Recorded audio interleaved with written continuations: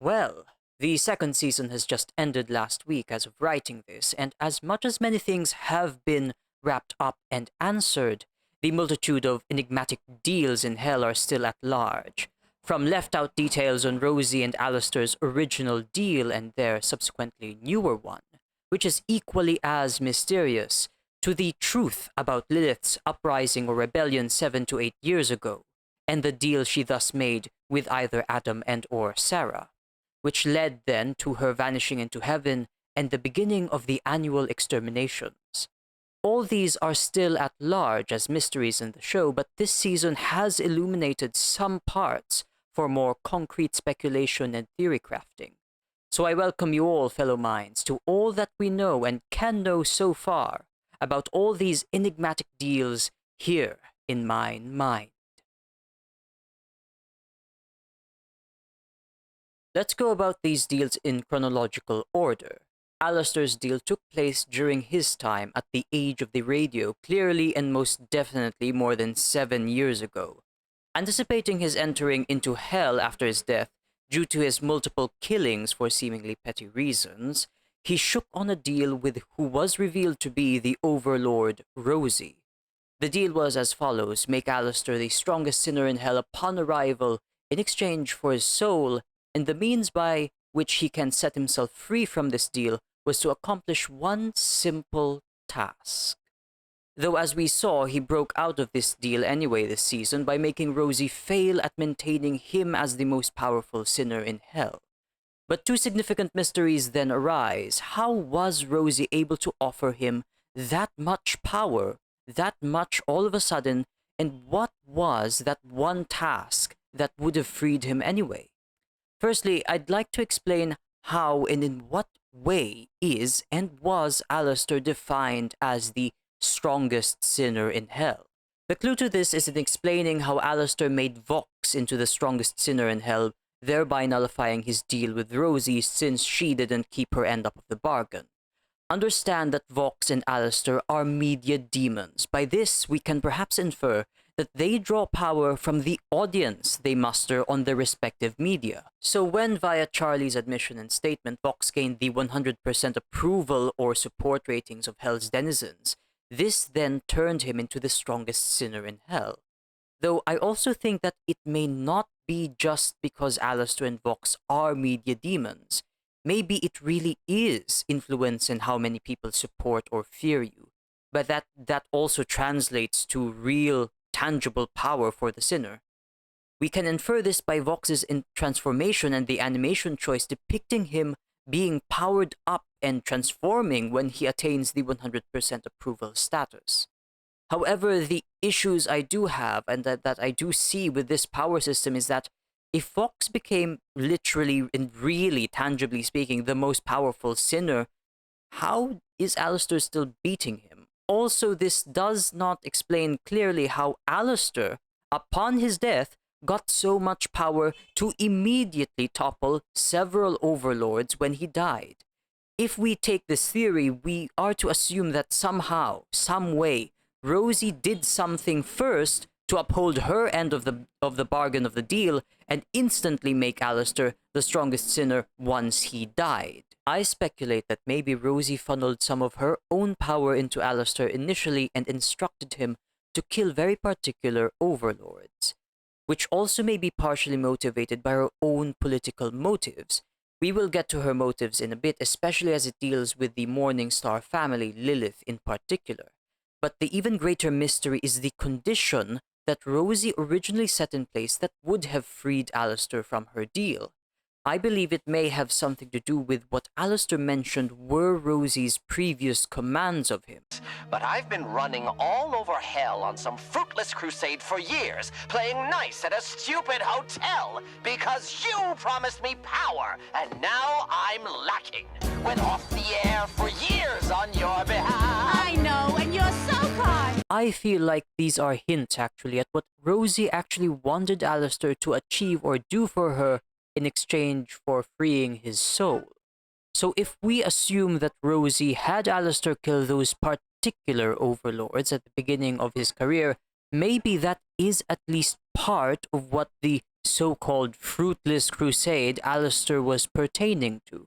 A crusade implies some sort of advocacy or movement that the people are crusading is in support of or working towards. Now, Alistair characterizes this crusade as being fruitless, supposedly, which may be due to Rosie possibly and seemingly actually being motivated by some sort of genuine compassion for the well-being of hell and its denizens. Maybe he characterizes this supposed crusade as such because its motivations, at least seemingly, are somewhat benevolent. Rosie has clearly been hinted or quoted as being genuinely a kind person, it seems, from her willingness to help Charlie in season 1 against Heaven, and presumably her commanding Alistair to also host and help at her hotel. The last part confirmed subtly while Alistair tries to demand that Rosie fix his staff, another mystery that we will touch upon later a bit. Been running all over hell on some fruitless crusade for years, playing nice at a stupid hotel because you promised me power. He says these things in one line, clearly implying that these things are somehow related and that both are at Rosie's command. So Alistair described it as such because his character is very demeaning to the whole concept and theme of compassion. But so how exactly are these all connected, all these commands by Rosie? So if he killed Alistair, if he killed overlords for Rosie's crusade, helped out at the hotel also for Rosie's movement, and vanished also for Rosie's motives, well then what exactly are her motives? By her character portrayal so far, we know it's somewhat compassionate and themed with a somewhat genuine concern for hell and its sinners. But what is this all about exactly? Well, it could perhaps all be tied to serving none other than Lilith Morningstar. Recall that Alistair also disappeared exactly when Lilith did and went into heaven, and him helping out Charlie's hotel is also helping out, well, Lilith's daughter's hotel. And in Rosie's Plaza, coincidentally and oddly enough, there is a statue of Lilith's family, the Morningstars. These are all tied perhaps to her real motives towards Lilith. This perhaps may explain why Rosie has such a compassionate personality towards Hell Society. Maybe this whole crusade is her and Lilith's crusade. A movement, perhaps they both started it together, they both support for the benefit of Hell's denizens. She found perhaps an opportunity in Alistair to covertly undermine and, well, get rid of certain overlords at the time that were being antithetical or oppositionary to Lilith's and her movement, and then asked Alistair to vanish alongside Lilith when she went into heaven, which is still unclear as to why that is exactly, and then later on to help her daughter out on her little redemption project.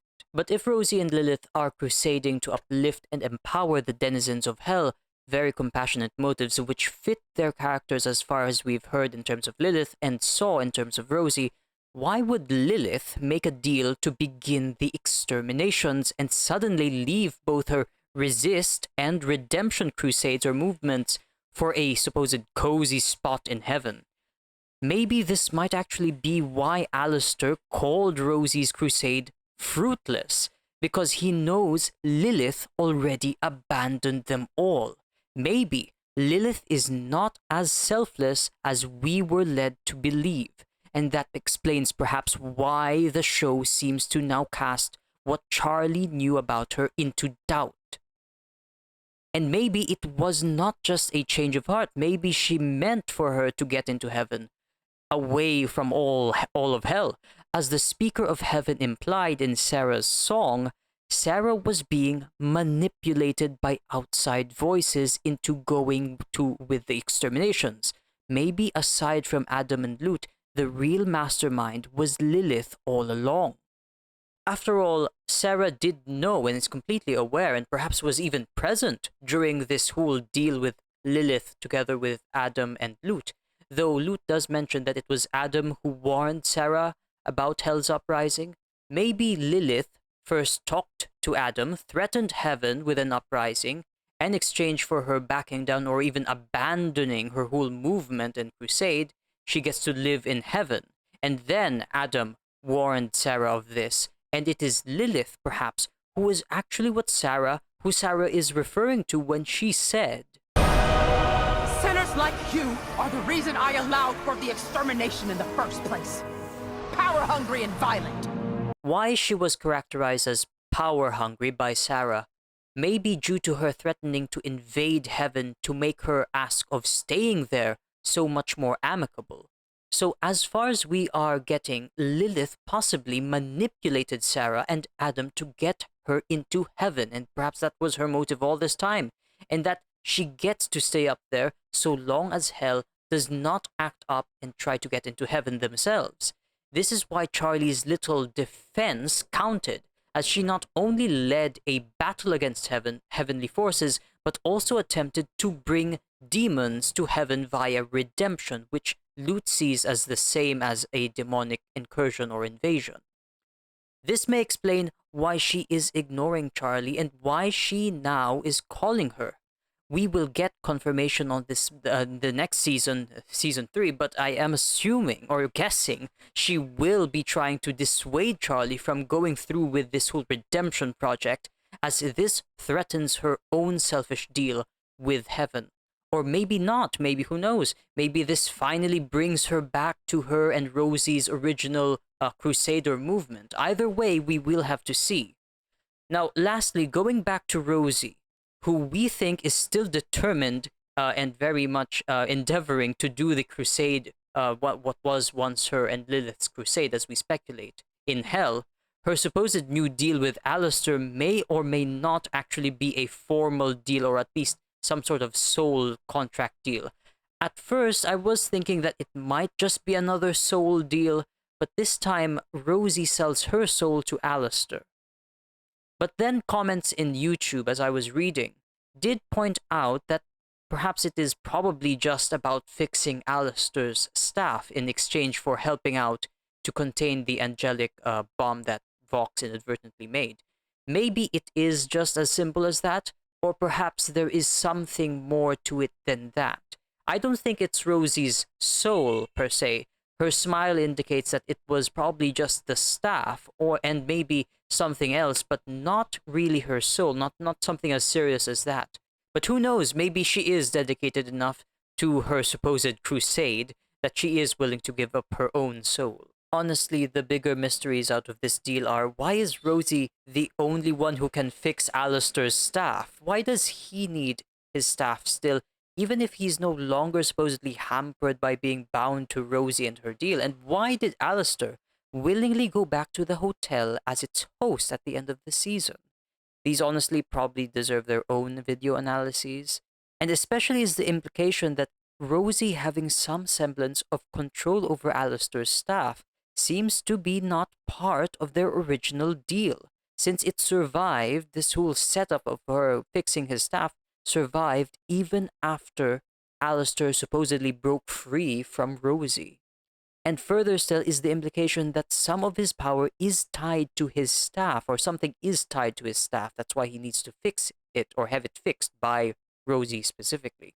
Which then means that in some sense, or in some way, some level, Rosie still has some control over Alistair, or some leverage at least. Maybe this is why Alistair still went back to the hotel. Maybe they also made a deal that he'll continue in the hotel and serving as its host to a certain end or a certain extent, while Rosie still keeps on doing the upkeep on Alistair's staff. The implication of these really paint Rosie as being more than just some mere overlord. Maybe Zestiel knows what she really is about, especially given the fact that we will supposedly be seeing more of Zestiel and his backstory in the next season. So we have all of these mysterious deals possibly being connected in some way.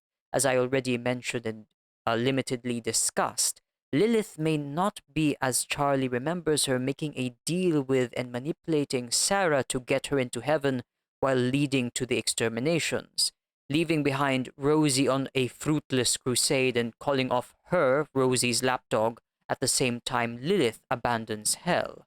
And then Rosie and Alistair and their little second deal perhaps being not on the basis of souls, but instead now on favors. But that's it for now. I'll be making separate videos on the implications of Hell's Overlord power system now, given the most recent season, furthering my analysis and theorizing on Rosie and Alistair's new and old deals, and of course, much more concretely tying in together all of the deals made so far, even those of Nifty and Husk perhaps, since they're practically confirmed already to be former overlords, which, hints that the deals Alistair made with them were probably significant to some degree. So stay tuned and feel free to discuss your own thoughts below, fellow minds, and I'll see all of you here in Mine Mind.